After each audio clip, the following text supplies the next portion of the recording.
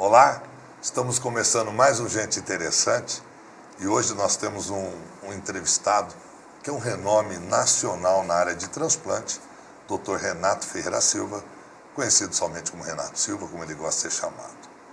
E em virtude do advento do Gugu Liberato, que houve esse acidente, fatal acidente, que houve a doação de órgãos, hoje parece que é um comentário nacional e você vai ter surpresa com o que você vai aprender com o Dr. Renato. No minuto, nós estamos começando. Gente Interessante está começando agora.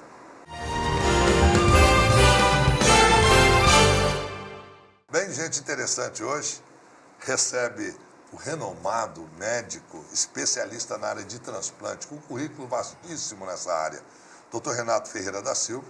Ele é formado e graduado pela Faculdade de Medicina e Saúde Pública também, e ele fez residência em cirurgia geral na Universidade Federal da Bahia, e ele tem mestrado em ciência da cirurgia na Universidade Estadual de Campinas, a Unicamp. E ele também tem um doutorado feito sanduíche na Universidade de Birmingham, no Reino Unido, na Inglaterra, e ele é livre docente também pela Unicamp. Atualmente, ele é professor adjunto da Faculdade de Medicina daqui de São José do Rio Preto e professor e orientador do programa de pós-graduação também em Ciências da Saúde aqui da FAMER. Não para por aí. Ele é chefe da unidade de transplante de fígado e intestino desse mesmo hospital de base daqui de São José do Rio Preto, e onde, inclusive, ele faz parte do grupo de estudos de tumores do fígado. Doutor Renato, com um currículo vastíssimo desse, muito obrigado por você ter aceito o nosso convite. Elias, maior prazer, um prazer estar aqui conversando com você. Você que é um homem da saúde, é um homem da educação, e é sempre um prazer enorme encontrá-lo. Encontrá-lo nesse programa, para mim, é uma alegria. Doutor Renato, eu fiquei até impactado quando eu fui fazer uma pesquisa para me preparar para te receber aqui. Eu percebi que o Brasil é um dos polos mais avançados na área de transplante. É uma coisa que para mim foi surpreendente, porque dizia que é o maior sistema público de transplante do mundo. Um levantamento oficial feito no ano passado revelou que o número de doações de órgãos disparou, de acordo com a Associação Brasileira de Transplante de Órgãos, e o cenário atual é melhor do que há 20 anos. O que é que nós temos hoje melhor do que os outros países? Olha, Elias, o primeiro é um sistema público, não é? Porque se nós imaginarmos que hoje o Brasil é o maior programa público de transplante do mundo, esse país continental conseguiu, através do SUS, que é uma coisa que a população brasileira tem que ficar atenta, porque a maioria dos convênios, para surpresa sua, não paga transplante. Então, 99% dos transplantes de fígado são feitos pelo sistema público, pelo SUS. Então, isso criou... E alto custo. Alto custo. Isso aí criou essa possibilidade de disseminar esse ato, que é um ato de caridade, que é um ato de fé. Eu gosto de falar sempre que o transplante, ele é o ato da saúde mais importante do mundo. Mas não é por causa de nós médicos, enfermeiros, assistentes sociais, dentistas que fazem parte da nossa equipe, é pelo ato da caridade, que você está doando em um momento de dor, às vezes é o cabeça do casal, e você está fazendo uma doação que você não sabe para quem vai. Não interessa se é de judeu para árabe, de nordestino para sulista, de branco para preto. Então, é um ato de amor puro no momento de dor. Então, o transplante tem esse apelo. E o sistema público de saúde do país entendeu isso. Não é? Nem todo mundo que chega ao transplante, às vezes teve uma falha nossa lá no sistema. Por exemplo, o transplante de rim, as pessoas que não cuidaram, não tivessem seu diagnóstico da hipertensão mais precoce, ele acaba evoluindo para o transplante. O transplante hoje nós estamos uma epidemia que está nos preocupando muito. É a obesidade. Né? Nós temos hoje 40 milhões no mundo de crianças com menos de 5 anos obesas. Então, o transplante ele vai perdurar por muitos anos. Né? E o Brasil tem esse sistema público que você não tem nos Estados Unidos. Né? Nos Estados Unidos você precisa ter dinheiro. É tudo privado. É tudo privado. Claro que aqui também nós estamos tendo um problema. Eu acho que o sistema de saúde suplementar tem que também suprir Porque o dinheiro do SUS é nosso. Não é? Se nós fazemos um transplante para um convênio privado, obrigatoriamente ele deveria pagar não só o transplante, qualquer atendimento que o sistema público de saúde faça, que essa pessoa tenha um seguro de saúde, ele deveria trazer esse dinheiro de volta para o sistema. Então, esse é um grande orgulho de saber que o Brasil é o maior sistema público de transplante do mundo. Assim como foi no passado também vacinação. Eu nunca esqueço que um dia nós estávamos lá na Inglaterra conversando, discutindo, e eu falava da vacinação do Brasil. Né? E aí houve alguma desconfiança. Então, vamos entrar na Organização Mundial de Saúde. Então, hoje, com fake news, etc., nós estamos entrando num sistema preocupante, que é a negação do papel da vacina. Mas o transplante é um orgulho para o sistema público brasileiro. Você sabe, Renato, que eu também tive a oportunidade de estudar em Londres, e uma vez eu fui apresentar o Hospital das Clínicas da Universidade de São Paulo, que é onde eu acabei fazendo minha especialidade. E havia uma certa dúvida de tamanho progresso, tamanho arrojo. Imagine que isso há 30 anos atrás, que era um extremo arrojo do Brasil em termos de complexo hospitalar. E nós devemos orgulhar, inclusive, da HB de Rio Preto. Eu tive um caso aí de um amigo, de um aluno, que veio do Peru passar no Brasil e adoeceu muito, e foi atendido único e exclusivamente pelo SUS, com uma qualidade de atendimento acima do privado. Isso é recomendável para todos, inclusive ilimitados, pessoas vêm do exterior, sem mesmo nunca terem contribuído para o Brasil. Pode se beneficiar pelo SUS? Olha, pode. O que acontece é o seguinte, pela lei brasileira, você estando aqui adoeceu, nós temos a obrigação de dar assistência.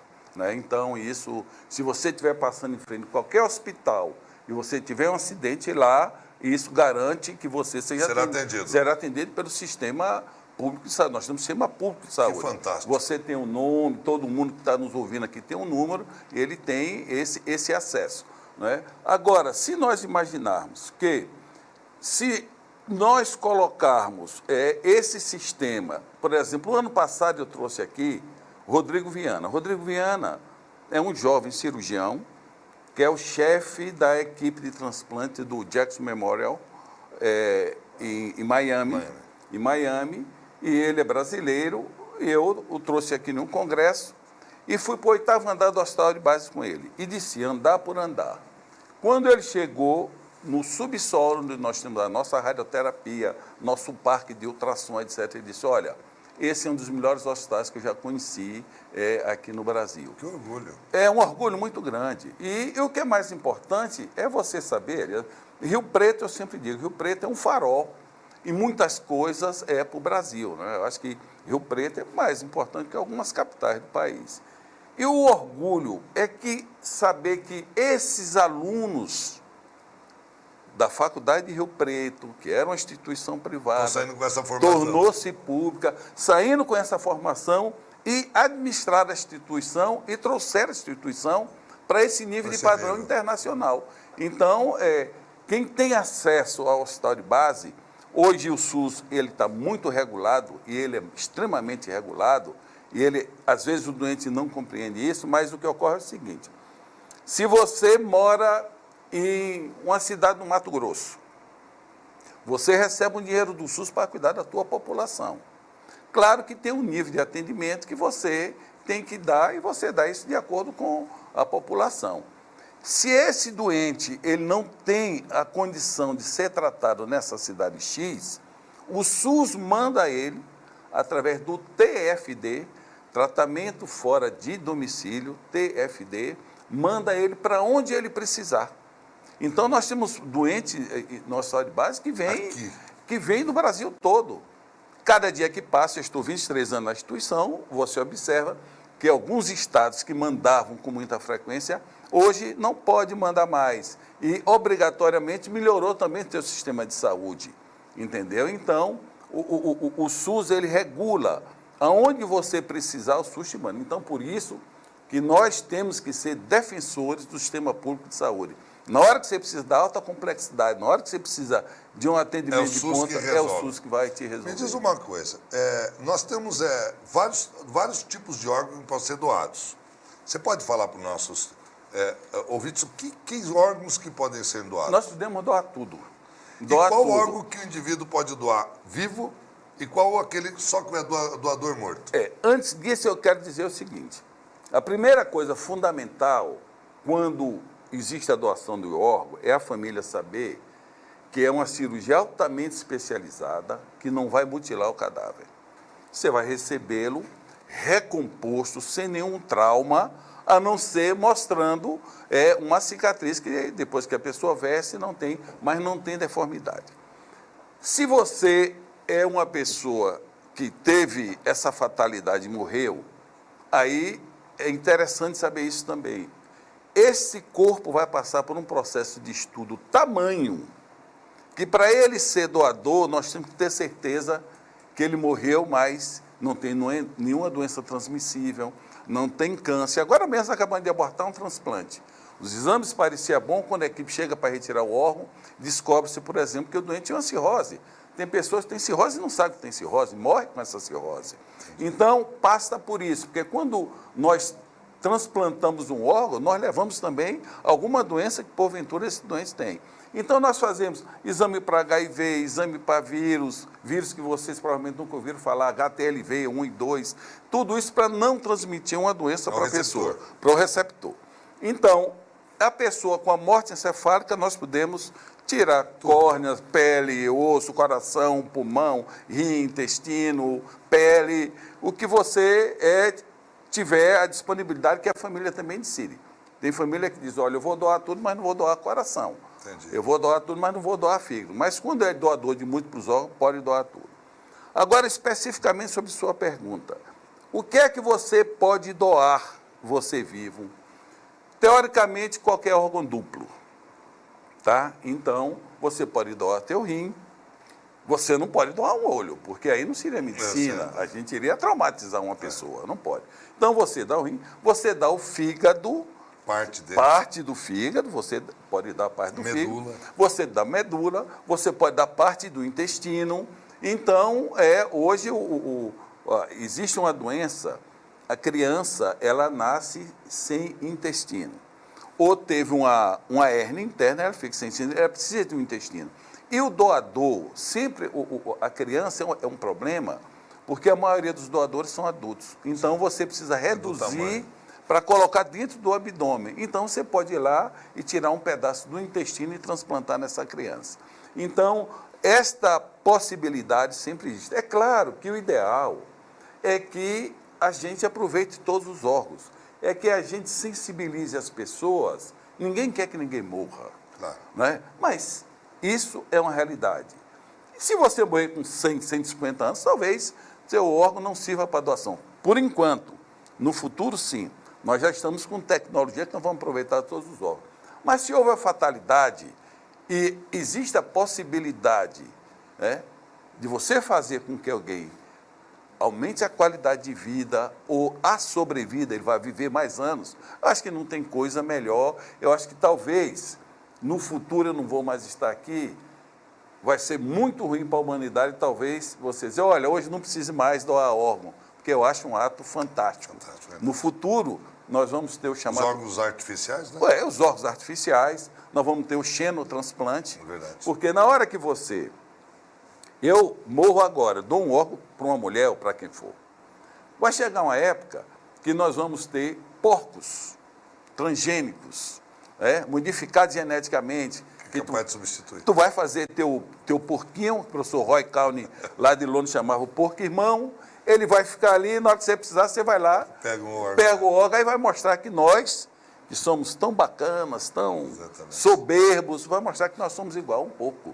Né? Essa é a realidade. Eu acho que essa é a filosofia do transplante, é mostrar que nós somos uma irmãos. Demonstração de amor que uma pessoa pode dar por outra. Bem, nós estamos entrevistando o Dr. Renato Ferreira da Silva. Ele é chefe do setor de transplante de fígado e intestino. Nós vamos para um rápido intervalo e voltamos num minuto. Não sai daí.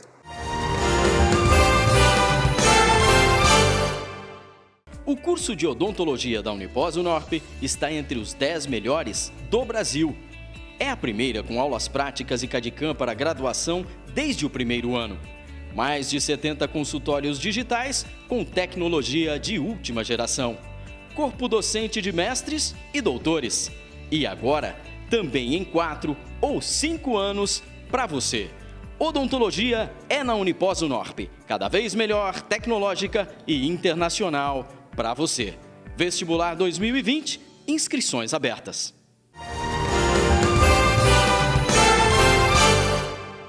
Gente, interessante estar de volta hoje recebendo o renomado médico, Dr. Renato Ferreira da Silva. Ele é chefe do setor de transplante de fígado e intestino do Hospital de Baixo e está nos esclarecendo várias dúvidas em relação a transplante de órgãos. Doutor Renato, qualquer pessoa está apta a doar e qualquer pessoa está apta a receber ou há limitações de peso, idade? Criança, por exemplo, o senhor no último bloco acabou de falar que a criança não pode, por exemplo, pegar um intestino muito grande. Mas também, como que eu pego doação de criança se não for por uma morte cefálica ou qualquer coisa assim? Quais são os limites da doação? Olha, Elias, deixa eu te falar uma coisa que é interessante. Por exemplo, o Japão, ele praticamente não tem doador cadáver, agora está começando, então só tem transplante intervivos. Isso passa por um estudo do órgão, eu estou falando especificamente de fígado agora, e você doa do pai para a mãe, de filho para marido, mas eu gostaria de dizer que isso é uma técnica brasileira. Não diga. O primeiro transplante intervivo de fígado no mundo foi feito no Brasil pelo professor Raia, votando ao que você colocou no primeiro bloco. Então, é uma contribuição da Universidade de São Paulo, do professor Raia, muito grande, que nos orgulha bastante. Então, voltando à sua pergunta básica, é o seguinte, eu tenho que compatibilizar o tamanho do órgão com a cavidade que eu tenho no abdômen, entendeu? Então, se eu tenho um doador que pesa, quando nós mandamos para a Secretaria de Saúde, que é a Secretaria quem controla, é o Ministério quem distribui, através de um número, de um órgão. Então, apareceu um órgão, aí esse órgão é ofertado para a Secretaria, vai na lista, vê se o sangue é compatível, vê se o tamanho é compatível, a gente sempre põe um tamanho desse órgão. Quando você tem uma necessidade de adaptar um órgão a uma cavidade, se for o fígado, nós temos que fazer uma redução ou uma coisa chamada split liver, que foi minha tese de mestrado em 93.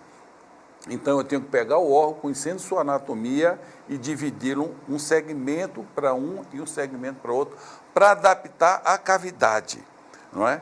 E isso você faz também com o intestino. Por exemplo, nós temos o segundo transplante de intestino que nós fizemos aqui, nós fechamos a cavidade e, de repente, nós olhamos que a alça que a gente deixa para fora para monitorar, ela estava ficando escura. Imediatamente você volta para o centro cirúrgico. Por quê?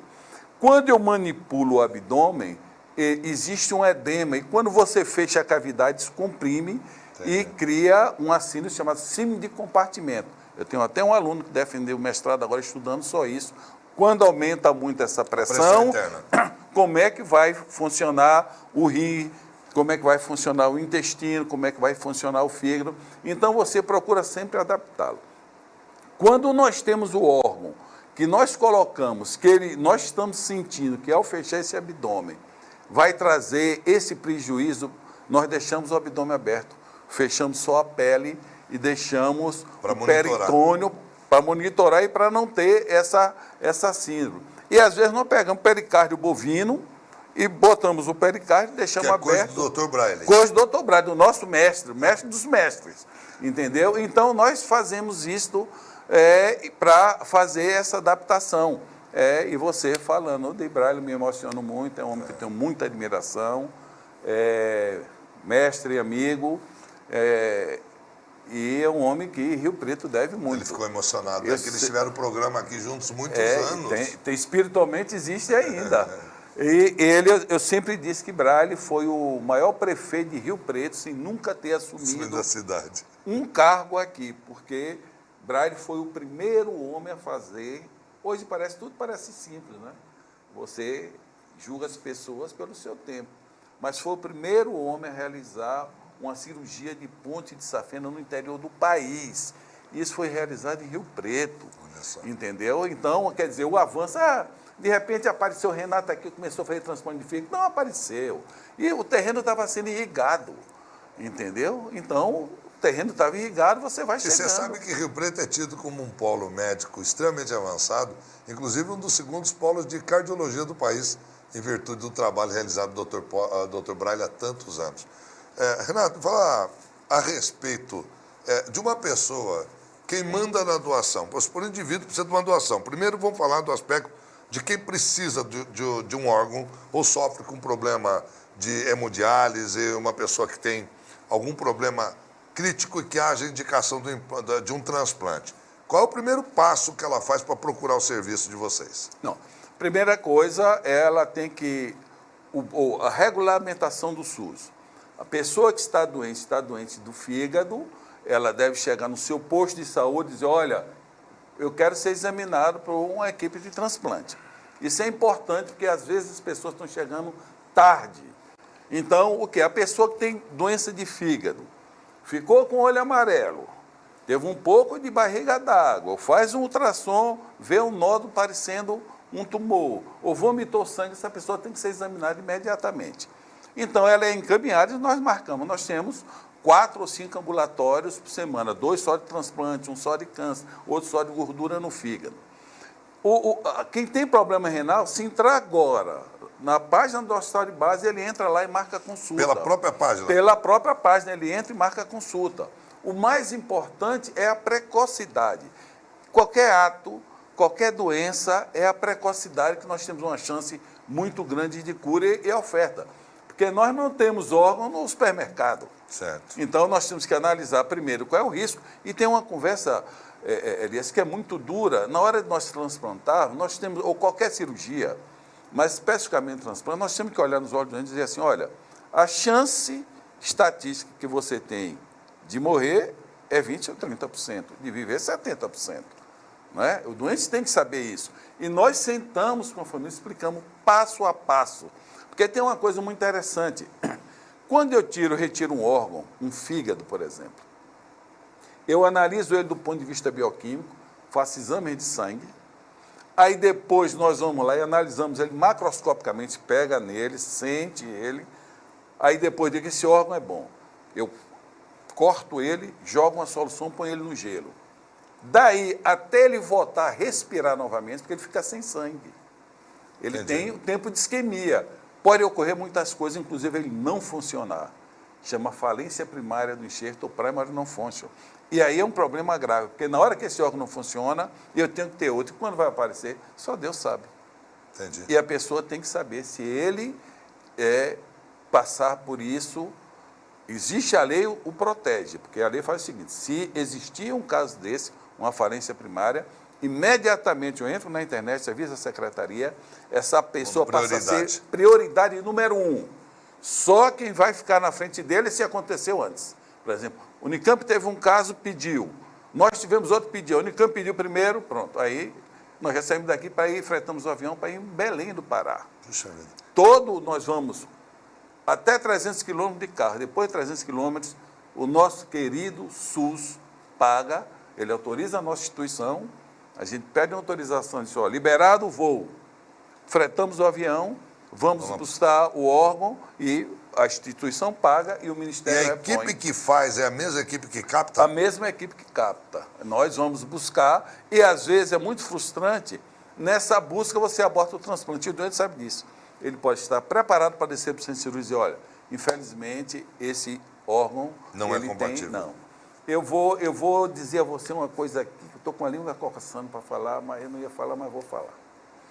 Logo, logo, o hospital de base vai ser pioneiro em uma técnica que nós vamos pegar esse órgão, botar em uma máquina, estudar ele com muita segurança antes do transplante. Que fantástico. Fantástico. Acabei de chegar agora uma leitura digital da Alemanha e da Holanda, vendo isso. Que fantástico. E voltando a Braille, foi interessante. Eu chego em uma cidade, Brensheim, na Alemanha, vou visitar um laboratório que faz solução de preservação, e tinha um senhor me esperando. Aí, quando eu cheguei, me apresentei, disse que era São José do Rio Preto. Ele disse, já estive lá 2 vezes, sou amigo de Braille. Estive lá 2 vezes. E o que é mais interessante, isso que você colocou, ele estava aqui, teve uma suspeita de trombose e o tratamento dele, então aí foi uma festa, né? Eu agora estou em casa. Meu tempo está esgotando. Nossa, dá vontade de fazer 4 entrevistas seguidas, né? Tão interessante que é. Mas eu queria saber o seguinte, 2 perguntas para a gente encerrar essa entrevista maravilhosa tua. Primeiro, a respeito que a pessoa que quiser doar um órgão, ela deve comunicar a família, porque senão fica à mercê da família. E nós temos um entrave, muitas vezes, religioso nessa decisão de doar. E muitas vezes a pessoa fica preocupada porque pode deformar o corpo, ou porque existe alguma forma de que vai machucar essa pessoa. E por último ainda, que as pessoas às vezes têm o tabu que achar que a pessoa que um cantor vai doar um coração, a pessoa vai virar um cantor também, ou vai herdar os dons, né, do doador. Eu queria que você falasse um pouco a respeito disso. Olha, quem decide é a família. Conversar é a melhor coisa do mundo. Já tivemos casos, está levando para o centro cirúrgico para tirar órgão e uma irmã chegar e falar assim, minha mãe disse que não queria doar. Tem que ser respeitada. A Espanha não é assim, a Espanha morreu, é público, vai lá e retira. Aqui no Brasil não é assim. Fernando Henrique tentou fazer isso, foi um desastre, entendemos a ideia dele, mas é conversar. Porque a chance que você tem de precisar um órgão é maior do que tornar-se doador. Entendi. Então tem que conversar na família, olha, se eu morrer eu quero ser doador, porque a família tira esse peso, é uma decisão, primeiro que ninguém está esperando morrer, embora todo mundo saiba, né, que nós vamos morrer, entendeu? Mas na hora que isso ocorre, e aí, queria ou não queria? Então é fundamental conversar, é fundamental. Isto é quem vai decidir no nosso país, é a família que vai assinar embaixo. E um doador romântico torna o receptor romântico? Não, ele tem que se tornar, quem passa por um transplante, ele tem que se tornar romântico. Se já era, vai ficar amante das rosas. Gente, é maravilhosa. Essa entrevista recebeu o Dr. Renato Ferreira da Silva. Ele é responsável pelo departamento de transplante de fígado e de intestino aqui do Hospital de Base de São José do Rio Preto. Eu creio que isso possa ter te estimulado, não só ter visto as notícias de que o Gugu Liberato acabou beneficiando 50 vidas nos Estados Unidos, porque não daria tempo hábil, doutor Renato, para trazer esses órgãos ou tecidos para cá, para o Brasil. Os corpos são todos preparados, ninguém fica mutilado, não há esse perigo. Sobreviver e você deixar um ente querido teu, saber que, por mais que seja a sua dor, é um momento que ele vai continuar vivo em alguém ou dando vida para alguém. Então, estimular a doação e ser um doador voluntário faz parte do respeito à vida, inclusive da vida que você pode acabar precisando receber um órgão a qualquer momento. Eu agradeço muito a sua entrevista, doutor Renato. Espero nunca precisar, mas eu sou um doador em vida e eu preciso comunicar à minha família. Muito obrigado por sua entrevista. Eu te agradeço, paz e saúde para você e para todos os seus ouvintes. Muito obrigado. Obrigado a você também por assistir e acompanhar nosso Gente Interessante. Te espero no próximo programa. Até a próxima.